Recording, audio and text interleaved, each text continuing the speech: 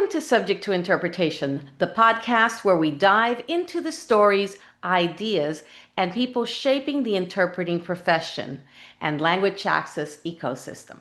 I'm your host, Maria Ceballos-Wallis, and today I am honored to welcome back to Subject to Interpretation Dr. Bill Rivers, a scholar, practitioner, advocate, and national leader whose work spans interpreting policy, language access, and technology.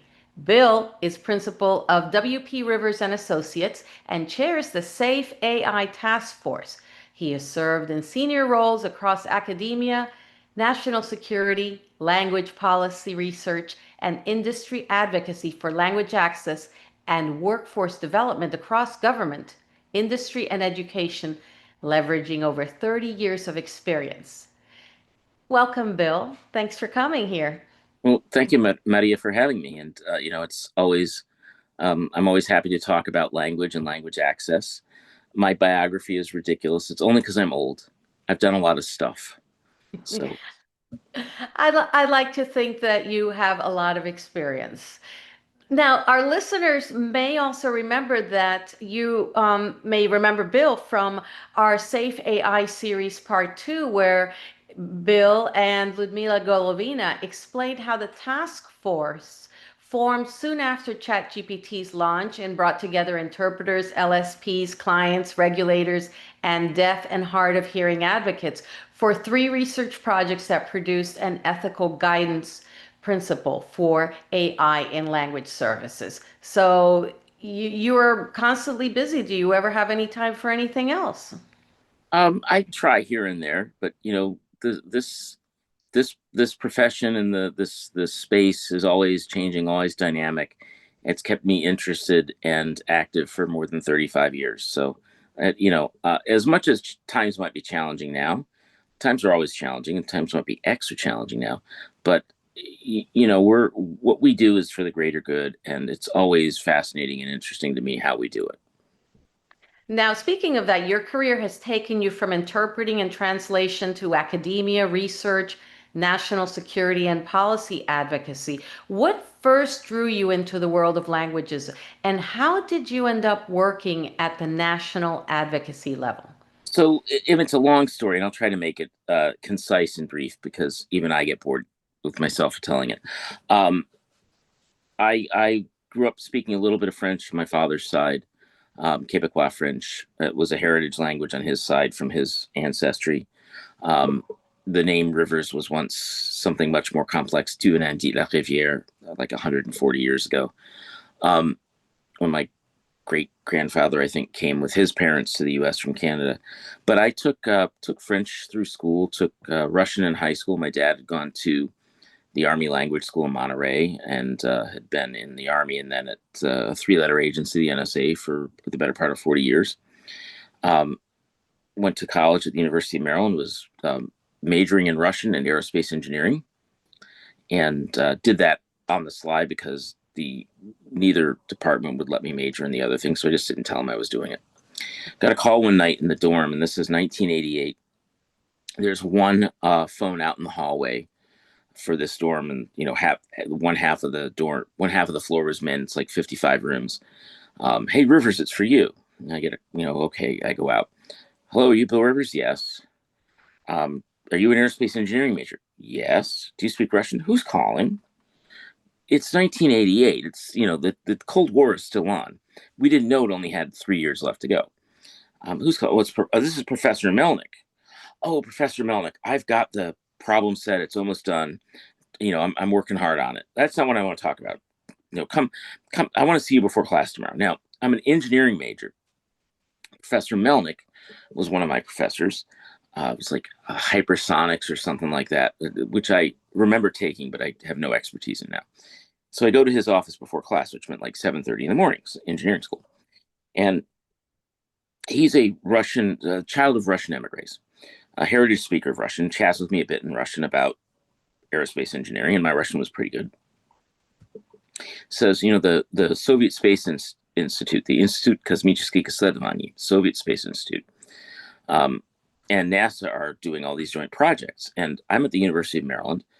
NASA Goddard Space Flight Center is literally 3 miles down the road, or 3 miles east of the university on University Boulevard.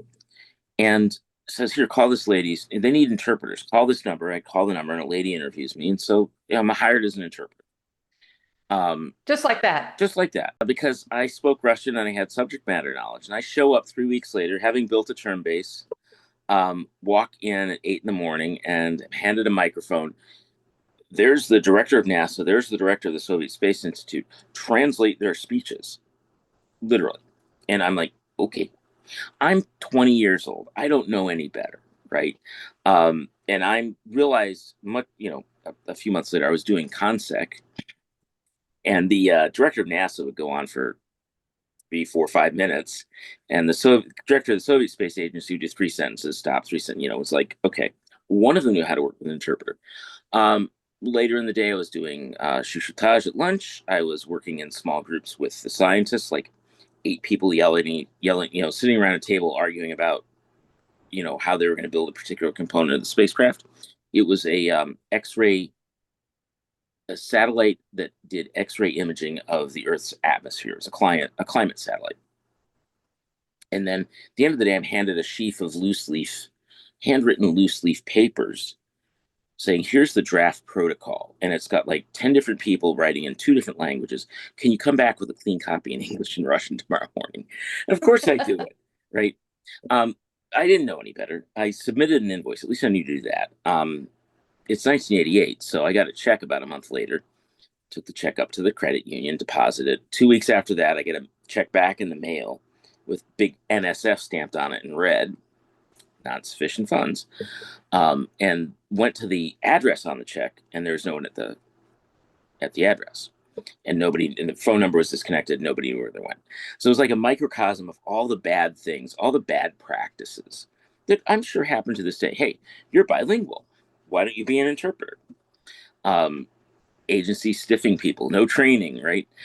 But it hooked me, and I did that from 88 till 96. Sometimes it was my main activity. Sometimes it was a staff interpreter or a translator. Sometimes it was a side hustle, until I decided to go get a PhD. I learned quickly that I was a much better translator than interpreter, and I specialized in technology, and ended up doing a lot of technology and legal, contracts and protocols and stuff.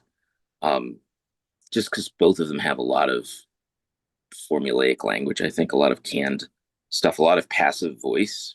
If you ever read it, yeah. I'm sorry, pardon my interruption, Oh, but no. I don't want to let this point pass by. Somewhere along the way, you realized you needed training. Well, I realized it after that first engagement, and I went to okay. One of my professors, a guy named Dick Brecht, and he looked at me and said, "What are you complaining about? You should, look at the ATA, which was like cost way too much at the time. I was an undergraduate student, and the National Capital Area Translator, the DC chapter. I took a course in translation from the same professor, Dick Brecht. I've worked with him for ever since, and we're very good friends now. My first day in that class, he hands out a contract. So we're going to translate this contract. I'm like, oh man, that's just like, again, the wisdom of a 20-year-old, right?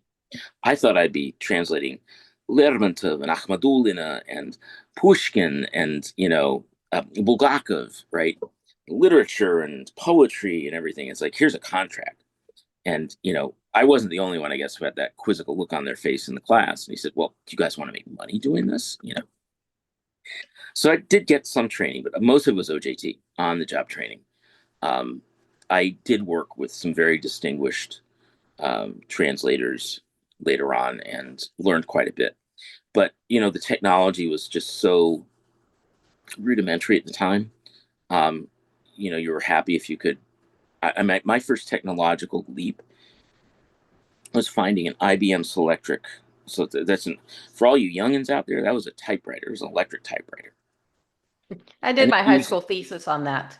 And you remember it had these steel balls that went into the middle. You plugged it in and it spun around, right? Well, they had a Cyrillic ball. I found one.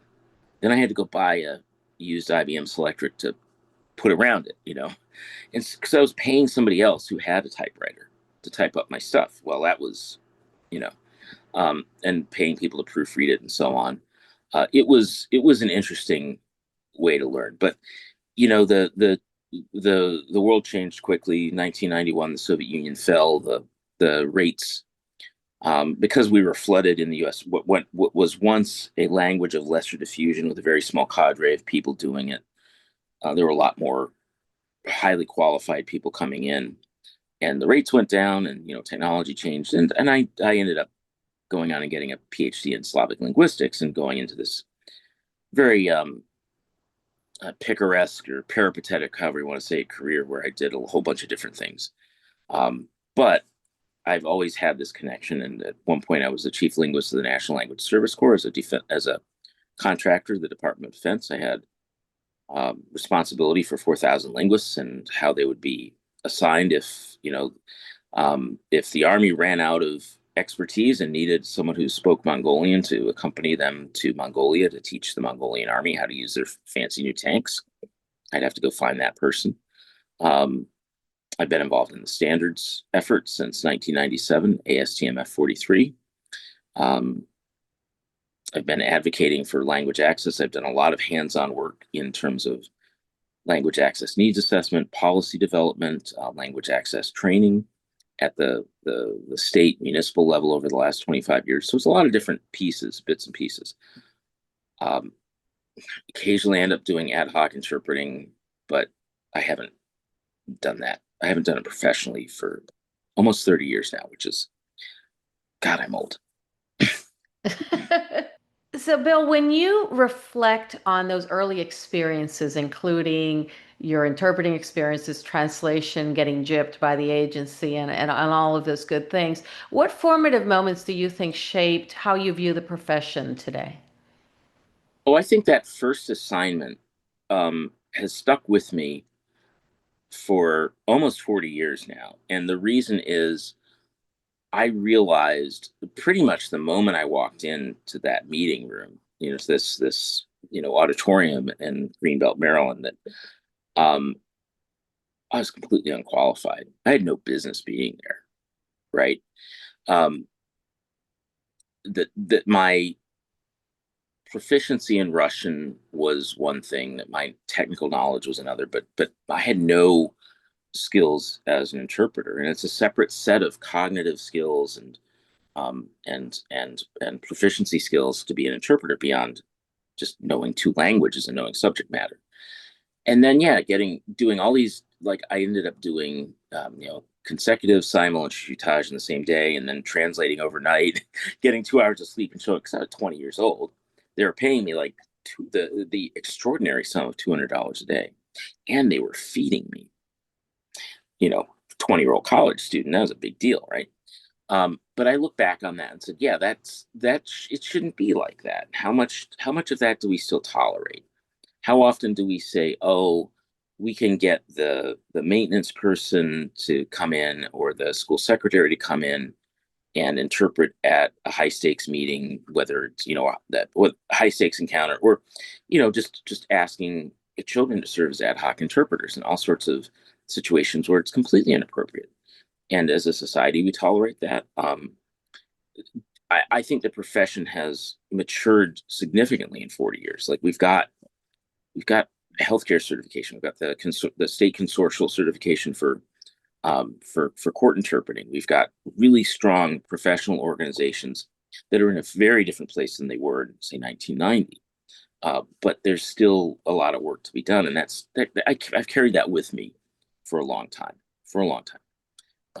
And I imagine you've taken that also with you when you have been involved in shaping language access policy. So, for our audience of interpreters and trainers, how would you describe the biggest policy shifts over the last decade, let's say? Well, over the last decade, so that would be back to 2015.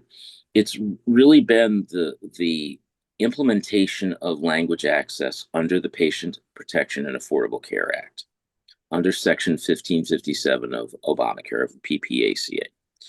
And while, you can go back to Lau versus Nichols, or even back to the Department of Health, Education, and Welfare, their own regulations implementing Title VI in the late 60s, early 70s that did require language access. It's not a new thing.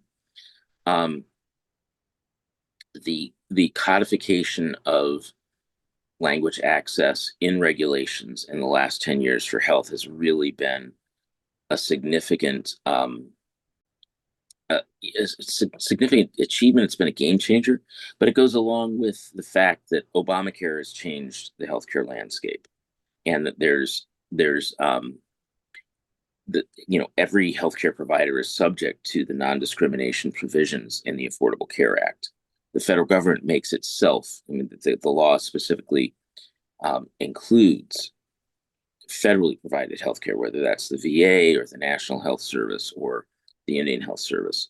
So, so that to me is like the biggest single policy shift, but it's hard to disentangle that from the incredible demographic shifts in the last generation and a half, or even two generations. The U.S. were much more diverse, much more linguistically, ethnically, culturally diverse than we were when I was growing up as a kid in Colorado or Maryland, 50 years ago. So the and then so we have the demographic shift, we have the policy shift, we also have a better understanding that the provision of language access, especially in healthcare, the provision of good language access results in better outcomes, better, and you can put it out, patient adherence to prescription instructions, discharge instructions, wound care instructions, lower readmission rates from, and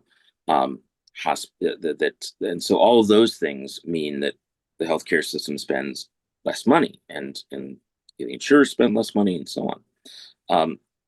That in the long and short of it, providing good language access means people live better lives, get better healthcare outcomes. The healthcare system makes more money, and there's a much greater awareness of that now than there was, say, 10 or 15 years ago, and that's only continues to increase. The current political situation notwithstanding, one of the things that has occurred to me in the last, I'd say, 18 months or so, certainly in the last since the last 10 months or 11 months since the beginning of this administration, we talk about language access, we talk about communications access, we talk about it in terms of providing something to people who are minoritized, whether they are limited English proficient or whether they are disabled, and as if they're the only ones who benefit from it, as if they're the only ones who are receiving it.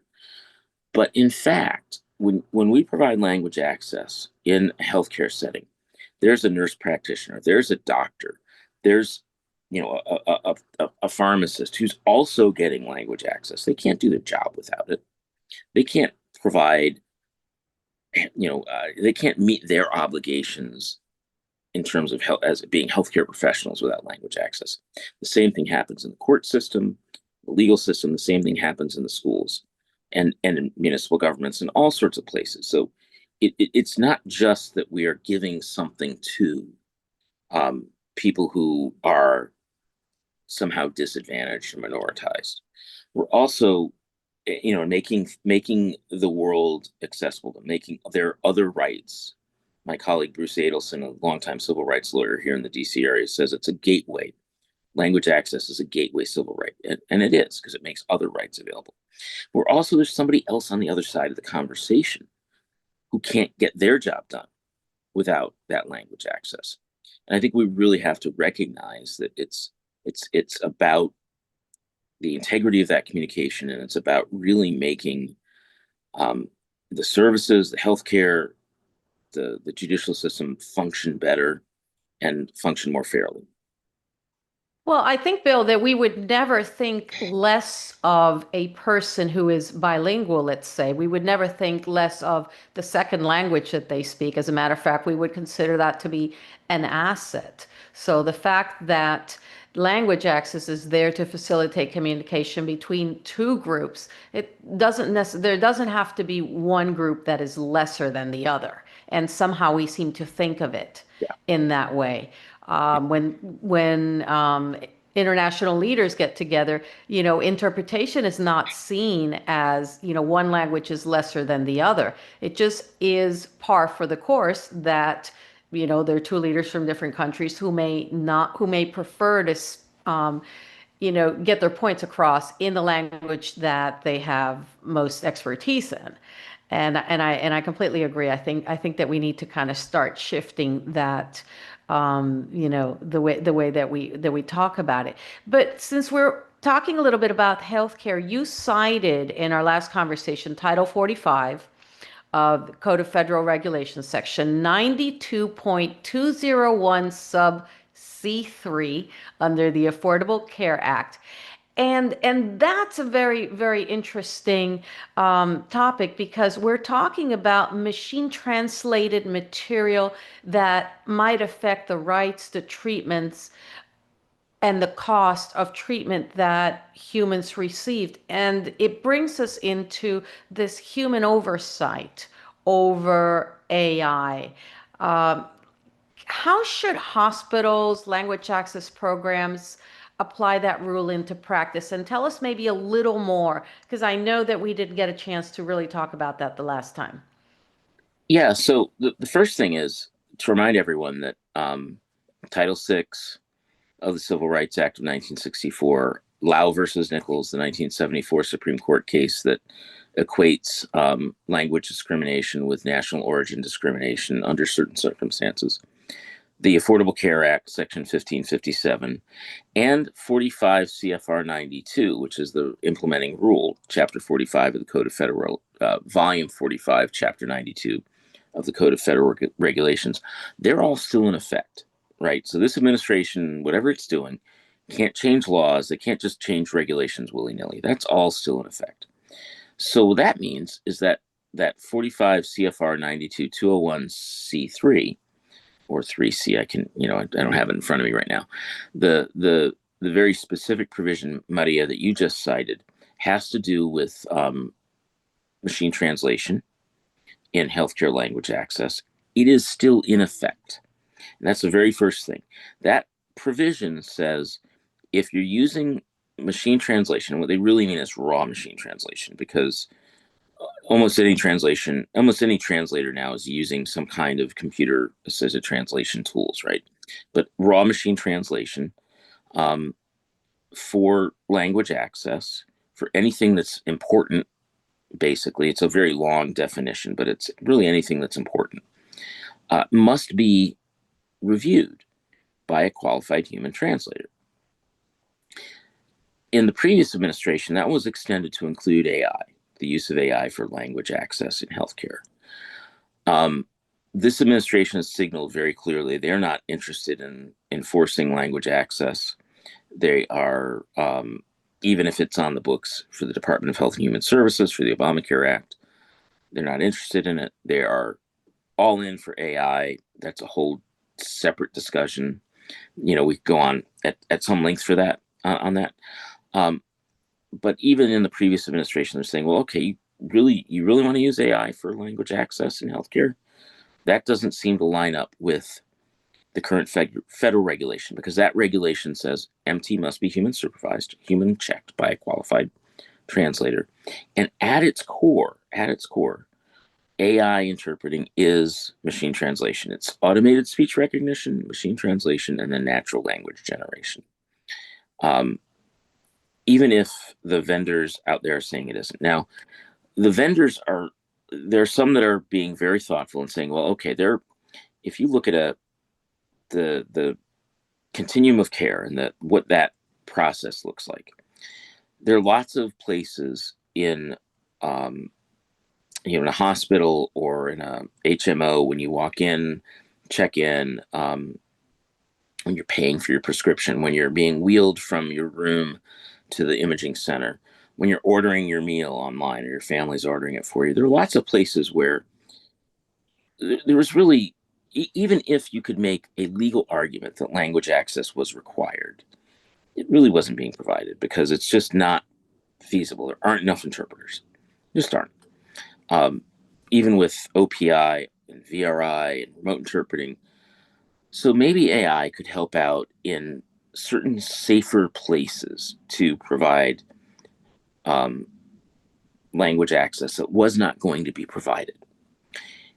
And what we've said at Safe AI is, okay, sure, but make sure you also have that ability to hit a button and get a human, to opt in or opt out, right?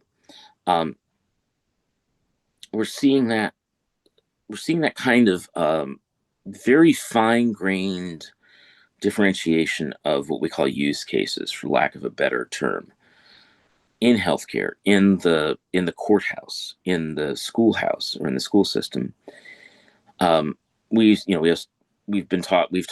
traditionally talked about healthcare language access, educational language access, legal language access, but it turns out there's lots of very specific things that happen, right?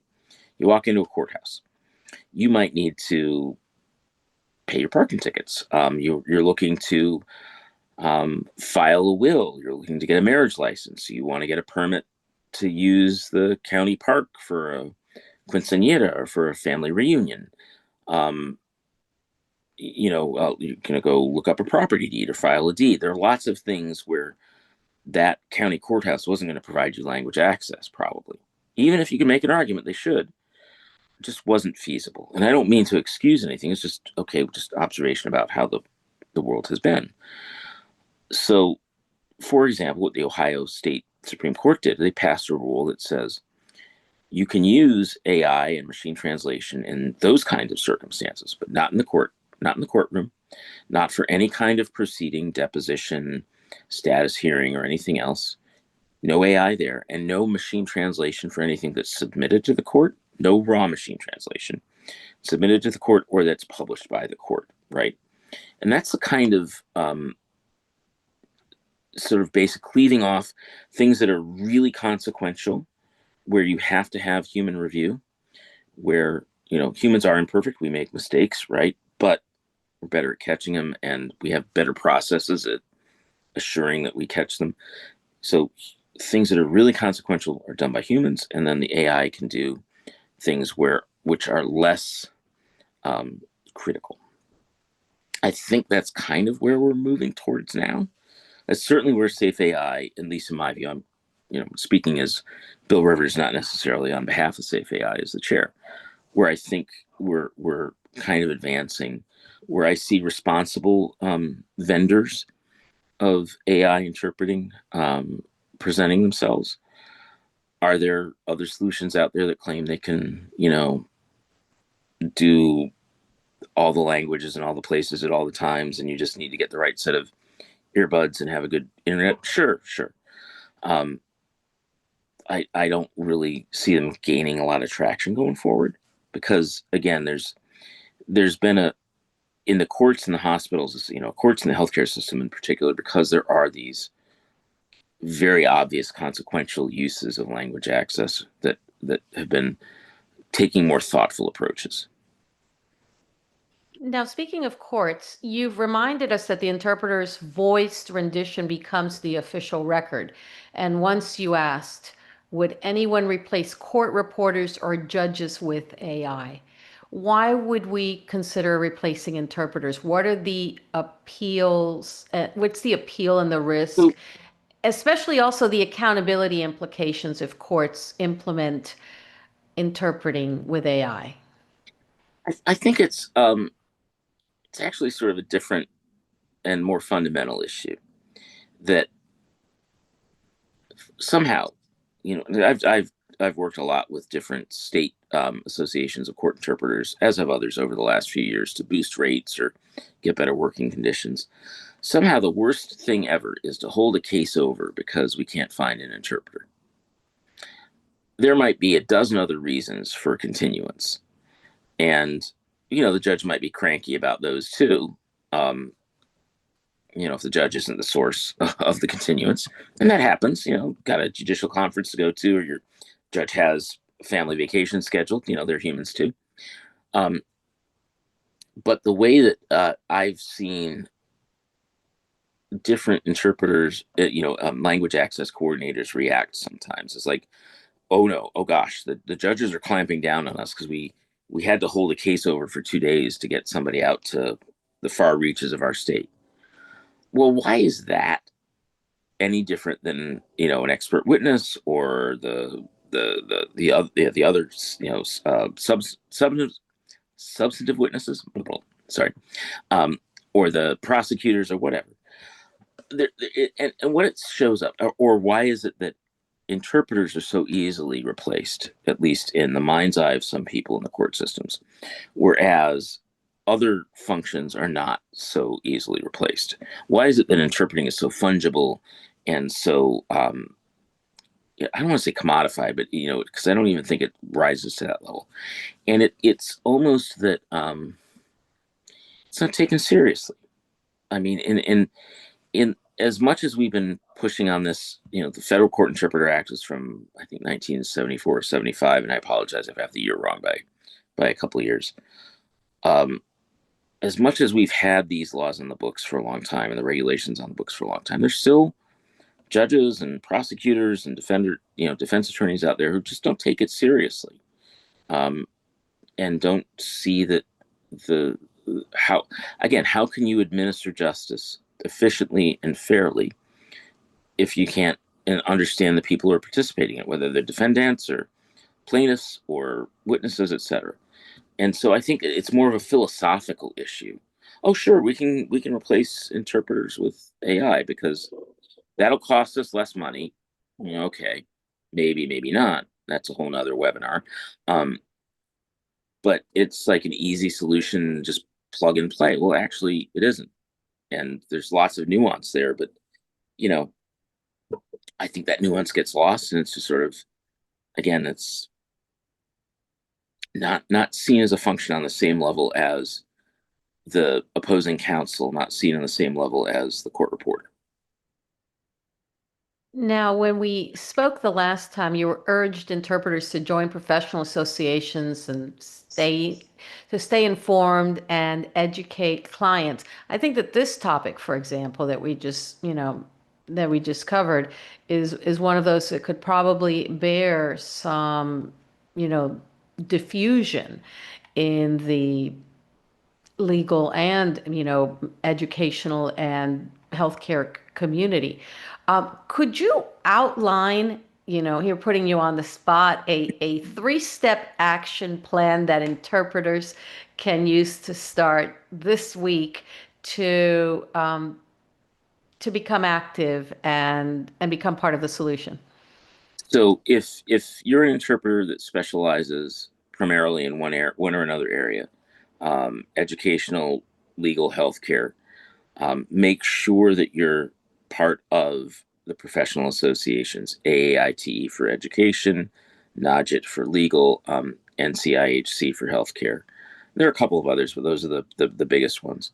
The American Translators Association is another excellent resource.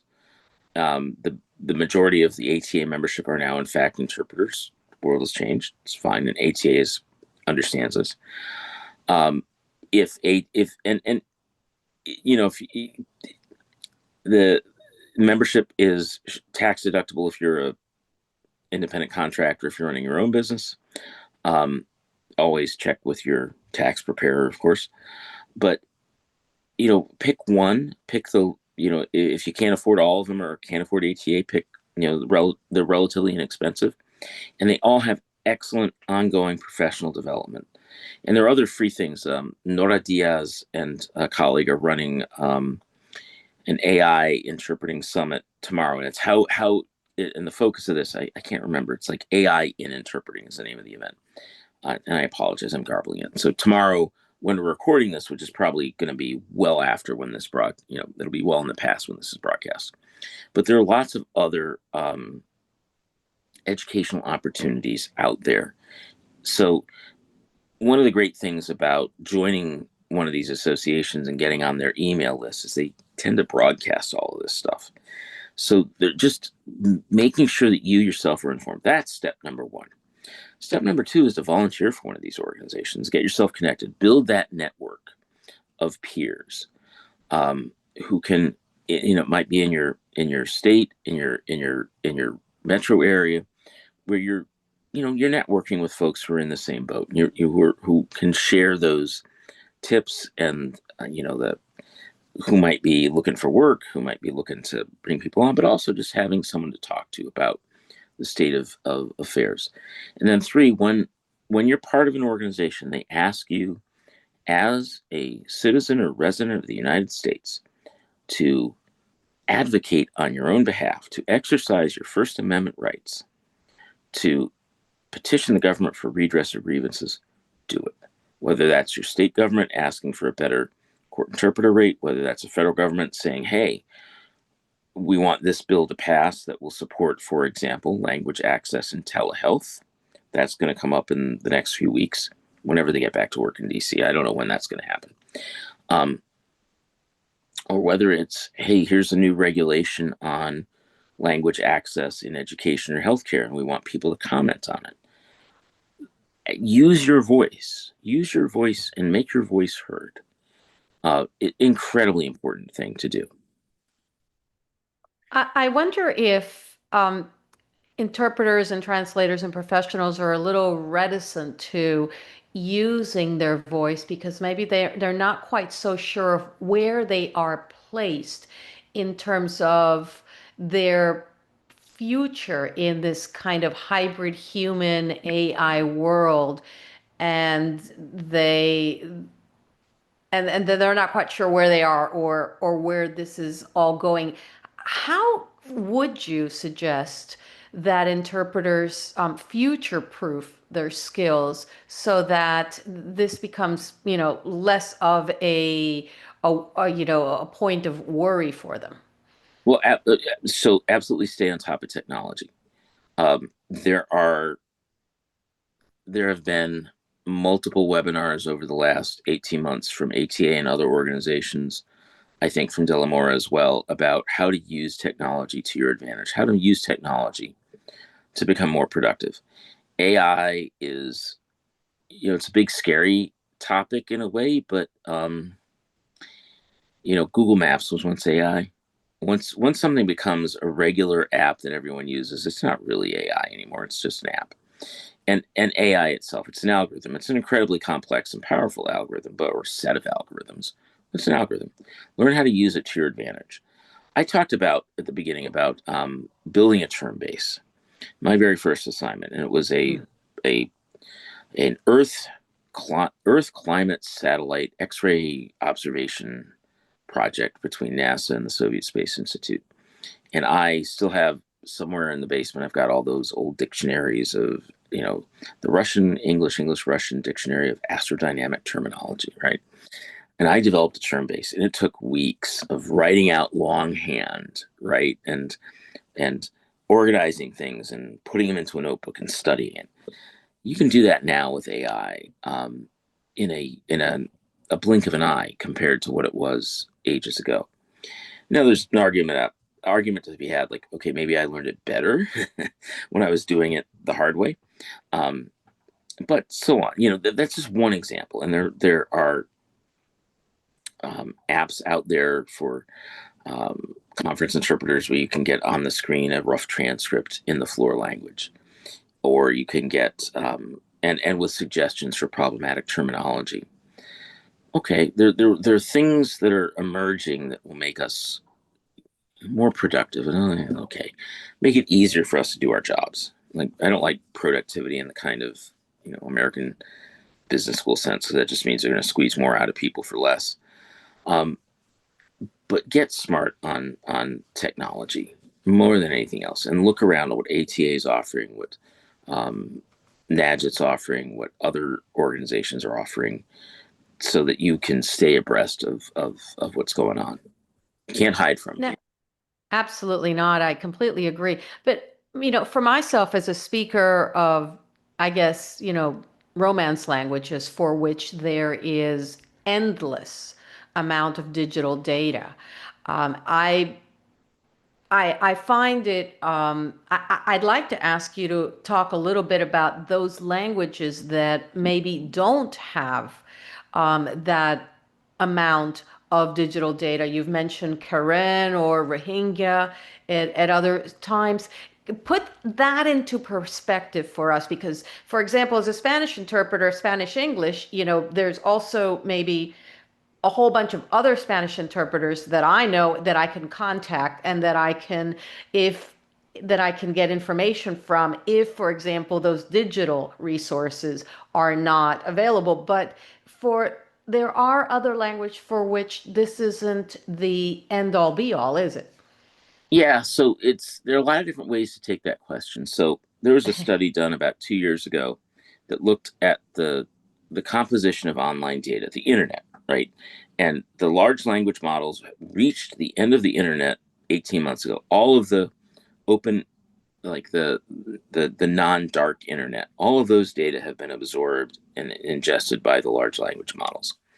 Something like 80%, and I don't have the numbers exact, but eight, some roughly 80% of the data online are in English. Okay. And then 15% of the data are HTML and Java and Python and other types of code. And then that leaves 5% for the other 1,000 languages that have an online presence, or 2,000 languages that have an online presence. And so you take that, okay, that we look at those languages. Well, what languages are strongest? French, because of the initially the Canadian Parliamentary Corpus, which was used to train the first statistical language models, because it's an interlined and aligned translation side by side and digitized, right? High quality human translation of what's said in the Canadian Parliament. Then the European Parliamentary Corpora. So you have the EU languages, and of course the biggest EU languages are going to be French, German, Italian, Spanish, right? So Western European languages predominate in the large language models. They're all Indo-European, with the exception of basically Irish. They're all subject, verb, object, right? Well, and then you got German with the verb at the end of the dependent clause. Okay, and that causes trouble for machine translation. It causes troubles for human beings as well. For human beings, too, especially students of German. Doesn't cause trouble for native speakers, right? So when we get out of that and go to, say, East Asia, where okay, Korean, Japanese, Chinese, and it gets messy.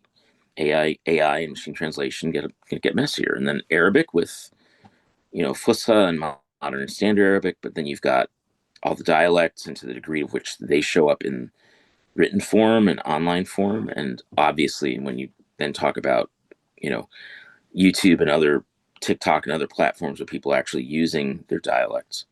But even Spanish, I can't remember. There's a word for bus, and I don't remember if the word for bus I think it's the slang in Puerto Rico. That's like, It's guagua, yeah, and which means child in Chile, and and so yeah, I on. mean, yeah, and so on, and so,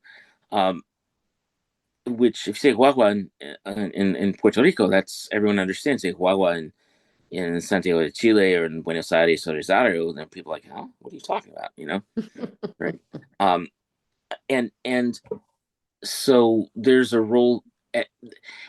It's not clear to me right now that AI will ever really drill down to that level where we have 23 different Spanish dialects, but actually it's more, right? Because you've got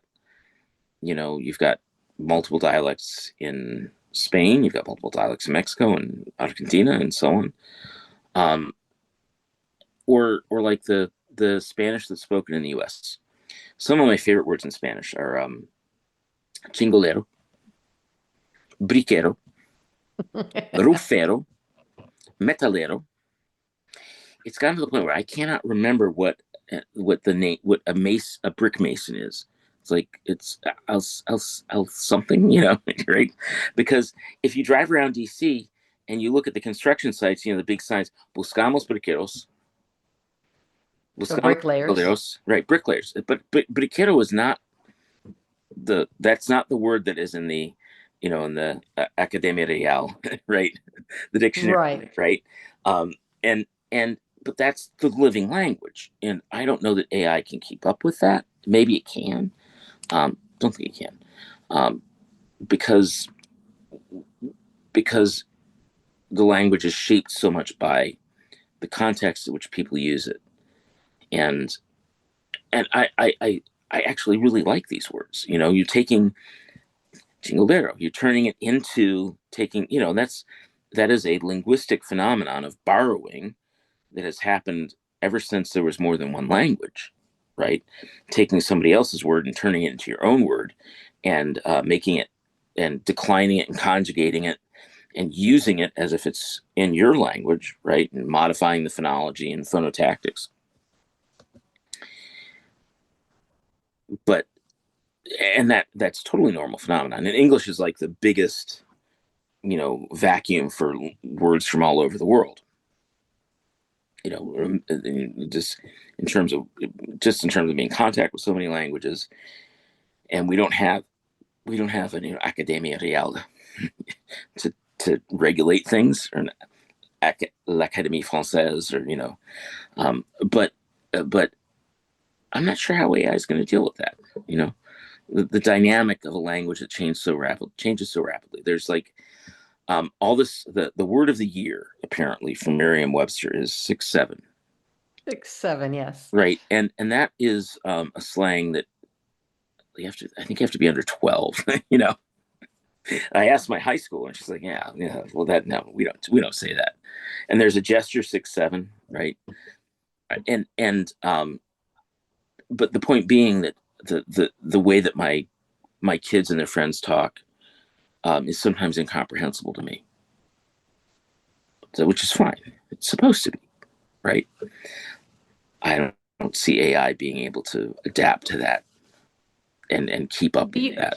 So, Bill, what about AI's capabilities to maybe help us preserve languages that are in decline, or assist with languages that are not as widely spoken, let's say here in the United States, but that we actually need to be able to interact with because maybe there is a surge of refugees, but just not enough interpreters? So that's tricky because on the one hand, it depends on the amount of text that's online. Because AI really does still work primarily off of text. It does, to some degree, it can work off of audio, but really does rely on the underlying text. And as we've talked about before, there are languages which don't have a written form, or which are essentially, even if they do have a written form, are not really well attested online. But there are tools that are coming into use that can take recorded interviews between speakers of endangered languages, and with human guidance, with expert guidance, make it much faster, much easier to develop learning materials, and then make it easier to transmit those languages. And there are a lot of folks working on that. The 7000languages.org, which I've been deeply involved with, the Native American Language Resource Centers, which is led by the National Native American Language Resource Center at the University of Hawaii in Hilo. And a lot of other organizations, at least in the States, are looking at taking these tools and putting them to use to help reclaim endangered languages. Now, going back to interpreters, you emphasize that interpreters do more than just serve, that they are strategic assets. So I'm wondering what your thoughts are on the real world consequences of America's language gap. We see it played out all the time. As much as language access is in an incredibly better place than it was 20 or 30 years ago, we still don't have enough. We know that patients aren't necessarily receiving the language access they need, or that their kids are being brought into sometimes very traumatic situations as ad hoc interpreters. We know that if you look at the kinds of stories that are curated by the National Language Access Coalition, or by community-based organizations, or by other groups, that there are all sorts of real-world consequences for the failure to provide language access. It's not like people come here and they aren't learning English, but that old trope of, oh, they should learn English first. That's ridiculous, because you show up at the hospital, you show up at the doctor's office or in the courtroom, You need the communication now. You can't, be told to come back years later when you have some mastery of English. Um, there's an economic cost for the failure to provide language access. We've talked about that in terms of healthcare, but also really the provision of any kind of public service is going to be more efficient and cost less when language access is provided. There's the market, right? You've got 45 million Americans who speak Spanish at home. Even if they're bilingual, even if they're speaking English at school or at work, they may prefer to be marketed to in their language. They may prefer to consume, entertainment in their in Spanish as well as English and so on, and that obtains across languages. Um, if we're trying to insist on English only, the United States has never been monolingual. It's always been a multilingual country from July 4th, 1776. Even if the de facto official language is English, it's never been a de jure, never been in law that English is the official language. It still isn't now. It's never been part of our Constitution.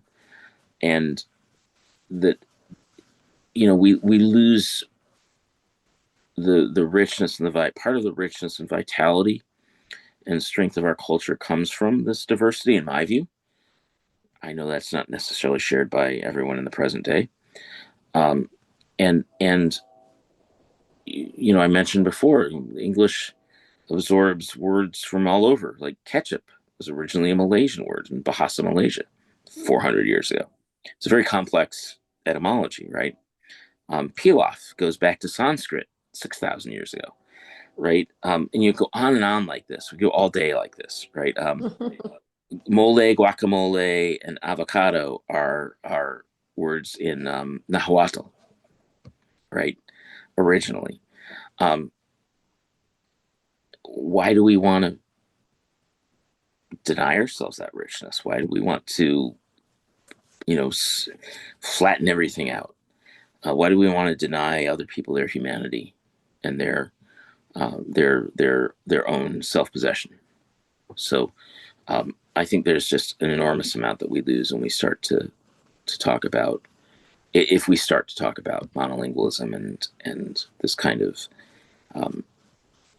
exclusionary policy. Is there a country that you would say you would look to as a model multilingual nation that we could aspire to in an ideal world? Yes, the United States. I Okay, actually say so that we could aspire to be the United States. in all seriousness. There are other countries in the world that have, in Canada, you've got two official languages, French and English, obviously. They've just started to really think about language access for their immigrant populations, and Canada is also incredibly diverse, as well as their First Nations. Ireland has two languages, but that's a very fraught situation because one of them, Irish, was almost exterminated. South Africa, I think, has 11 or 13. I can't remember how many official languages, but um, the very few countries have ever really put, I mean, with few exceptions, have put the kind of civil rights protections in place and the sort of constitutional protections. There's a body of case law going back to the 1920s that makes it very clear that if restraining the use of language in public is prior restraint, it violates the First Amendment. Absent a compelling public safety argument, absent a compelling argument for workplace safety, employers really can't restrict the languages that are used.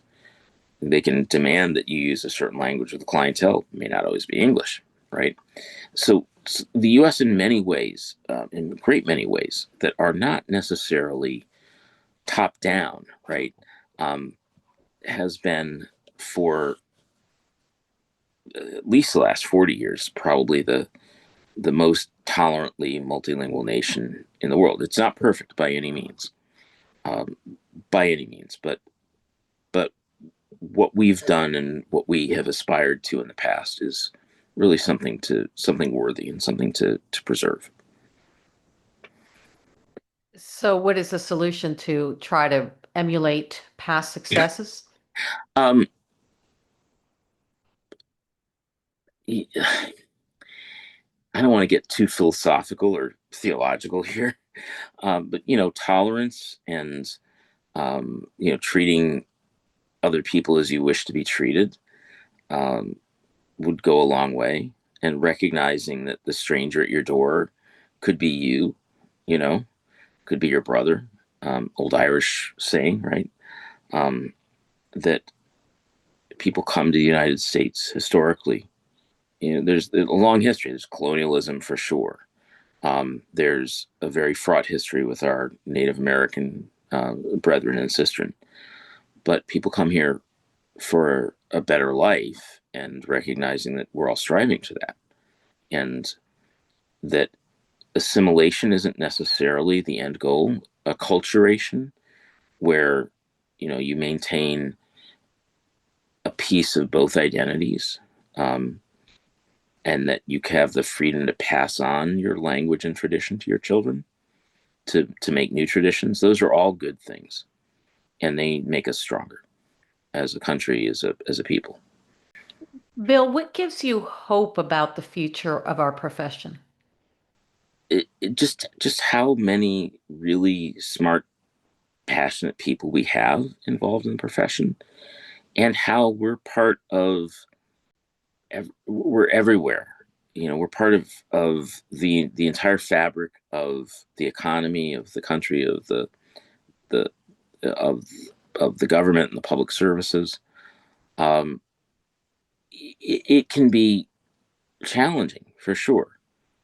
We've got an administration that is trying to scare everybody, trying to scare everybody into believing that language access is no longer a thing. It still is a thing, right? And we talked about that. That somehow immigration is bad. I look like this, but my ancestors were immigrants 3 and 4 generations ago, and they were from places that they were minoritized when they got here, believe it or not, for being Irish or French Canadian and Catholic, right? Even though I look like this in the present day, and I realize all of the privilege that I have, right? My ancestors didn't necessarily come here with that privilege. They eventually got it because okay, they were white. Um, but we why are we turning our why are we turning our backs? Why are we hardening our hearts? That I don't get. And maybe I'm too old to live in the present moment, but I don't think that's a good response. If you could leave one message for every interpreter and language service provider who listens to this podcast before we wrap up, what would you say? Language access is still the law. Period. End of discussion.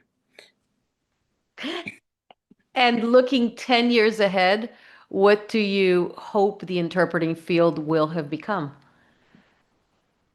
It's a tough one because um, it. I have a hard time imagining what technology will be like 10 years from now, just because I've lived through the entire internet age, right? You And mean from the IBM Selectric moving on? electric, right? Moving on, like this thing, right? Right, my iPhone. That was science fiction when I was a young man. Um, And so is the Dick Tracy watch. yes, and we have it now, right? Um, it, it, what would interpreting be 10 years from now? I would like to see more younger people take it up. I think that's my greatest fear. Is not that technology is going to replace us. It's not. It's going to change how we do our work, but it won't replace us. And in fact, it will probably drive demand for more people, more humans. It's that young people will look at this because of all of the press around AI, all of the hype, all of the noise coming from Washington, D.C., and say, this isn't worth doing. This isn't going to be a meaningful career. And that kind of does scare me, because there's a period probably 10 years ago I was heartened by all these people who were younger than me, 10 years younger than me coming into the business and assuming positions of leadership and everything else. I haven't seen that kind of generational replacement recently. I think a lot of young people are they're not joining organizations. That's a phenomenon that's way outside of our profession. It goes across professions. It goes across all sorts of organizations where young people in certain in their professions are not necessarily joining their professional organizations, and they're missing out. Right? They think everything again. You're going to get everything on this. Well, actually, you won't. you know, um, it doesn't replace human interaction. It doesn't replace talking to people. It doesn't really replace going to a conference every now and then and socializing. And that's what worries me most, that we're gonna have this generation gap that has been engendered by all the hype around the technology and the hype coming from DC, and people are not going to see the value of what we're doing, and they're not going to join the profession, or they're not going to stay engaged with the profession. That bothers me most, because I'd like to see 10 years from now, you know, when I will be in my mid 60s, I'd like to see people in their 20s and 30s at the conferences. You know, that's what I'd like to see. That's what I think is the hope would be. So we need to encourage them Yes. and mentor them, probably even as young as middle and high school. Basically, language education is Yeah. key, isn't it? Yeah, and that you can have a fascinating career and do meaningful work and make decent money. You know, and I think that's getting lost in the hype. That's my worry. Well, Bill, thank you so much for sharing your insights with us. On that note, we're going to leave it, but we always have a great time chatting with you. So thank you so much for being here. Well, thank you, Maria.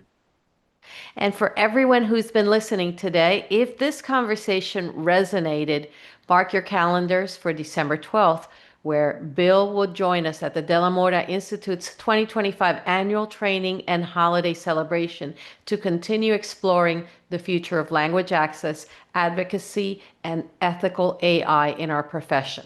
Now, we're also linked the Safe AI guidance principles and our earlier Safe AI episode in the show notes so that you can bring these resources into your own team discussions. Once again, Bill, thank you. Thank you so much for joining us, and we look forward to hearing so much more from you. All right. Thank you. Gracias a todos. Please visit delamorainstitute.com for event details and registration. And until next time, keep interpreting with purpose and passion. I'm Maria Ceballos-Wallis. Thank you for listening to Subject to Interpretation, and never stop learning.